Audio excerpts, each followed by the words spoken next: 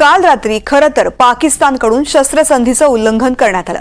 मात्र पाकिस्तानचे पंतप्रधान शहबाज शरीफ यांनी भारतावरतीच खोटे आरोप केलेत। भारताने याआधी शस्त्रसंधीचं उल्लंघन केलं असं शरीफ यांनी पत्रकार परिषद घेत म्हटलं। रात्री 11:30 वाजता घेतलेल्या पत्रकार परिषदेत शरीफ यांनी हे खोटे आरोप केलेत। काल रात्री पाकिस्तानकडून शस्त्रसंधीचं उल्लंघन करण्यात आलेलं होतं। या संदर्भातली माहिती दिलेली गेली होती। मात्र पाकिस्तानने उलटे आरोप करण्यास सुरुवात केलेली आहे। पंतप्रधान शहबाज शरीफ यांनी भारतावरतीच खोटे आरोप केलेत। भारतानं आधी शस्त्रसंधीचं उल्लंघन केलं असं शरीफ यांनी पत्रकार परिषदेमध्ये थेट म्हटलंय। 11:30 वाजता रात्री त्यांनी ही पत्रकार परिषद घेतली आणि त्यातून भारतावरती खोटे आरोप केलेत।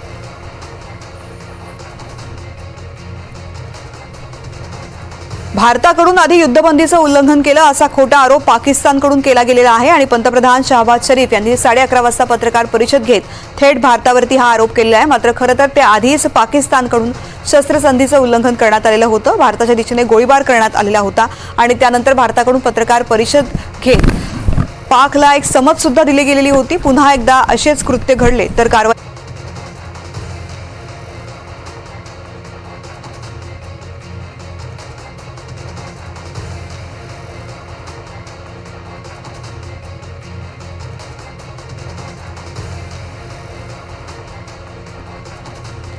तर पाकिस्तानचे पंतप्रधान शहबाज शरीफ यांनी रात्री 11:30 वाजता पत्रकार परिषद घेत भारतावरतीच थेट आरोप केलेले आहेत।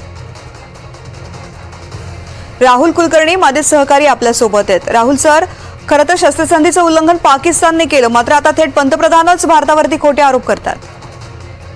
बघा, अशा पद्धतीची भाषा पाकिस्तानच्या पंतप्रधानांनी का वापरली? ज्या पद्धतीचं ह्युमिलिएशन, ज्या पद्धतीनं त्यांना अपमानित व्हावं लागलं। भारत माघार घ्यायला तयार नाहीये।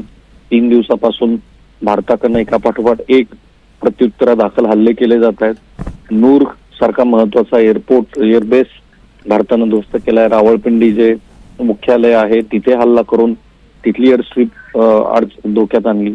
खुद्द शहबाज शरीफ यांच्या घरापासून काही किलोमीटर अंतरावरती आपल्याकडची क्षेपणास्त्र पडली। याचा अर्थ त्यांना कळून चुकलं होतं आणि जग त्यांच्या बरोबर नव्हतं, जग सगळं भारताच्या बरोबर होतं। अशा परिस्थितीमध्ये अगदी शेवटी विनंती करून डोनाल्ड ट्रम्प यांच्या मध्यस्थीने 24 तास चर्चा झाल्यानंतर भारतानं घातलेल्या अटीला मान्य करून पाकिस्तानला सीज फायर स्वीकारावा लागला।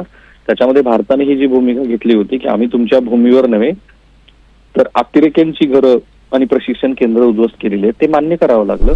भविष्यामध्ये अशा पद्धतीनं कुठेही दहशतवादी हल्ला झाला तर तो ऍक्ट ऑफ वॉर असेल हेही मान्य करावं लागलं। त्यामुळं पाकिस्तानच्या जनतेमध्ये रोष येऊ शकतो, कारण शेवटी ते राजकीय नेते आहेत, तर तो दूर करण्यासाठी अशा शब्दाचा त्यांनी वापर करणं, भारतावरती आरोप करणं ह्याच्यात नवीन काही नाहीये। जर मोठ्या कॅनव्हासवर बघितलं तर पाकिस्तानचा हा खूप मोठा पराभव आहे। पाकिस्तानला अनेक पातळीवरती पिछाडी सहन करावी लागली आणि भारतानं राजनैतिक, लष्करी आणि दहशतवाद्या संदर्भातल्या भूमिकेवरती फार मोठा विजय मिळवला असंच जगातलं चित्र आहे। आता त्याला तोंड देण्यासाठी काहीतरी त्यांना बोलावं लागेल, तसं ते बोलतायत। निश्चित राहुल सर, धन्यवाद संपूर्ण माहिती करता।